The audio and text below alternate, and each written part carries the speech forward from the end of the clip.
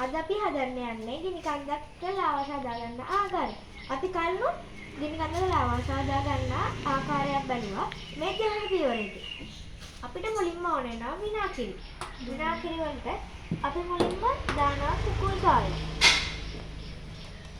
මේ විනාකිරි වෙනකොට ඔයාට දෙහිව දෙකක් දාන්න පුළුවන්. අපි ඒක දැන් කලම් කර ගන්නවා.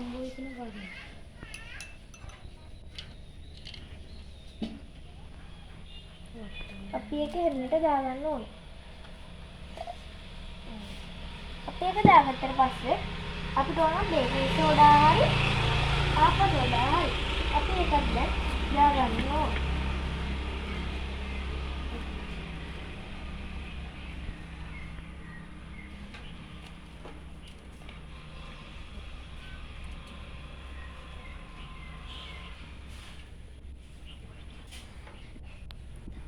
ඔබට දැන් පේනවා තාමත් අලංකාරයේ ලාවා ඉතිරිලා යන ආකාරය.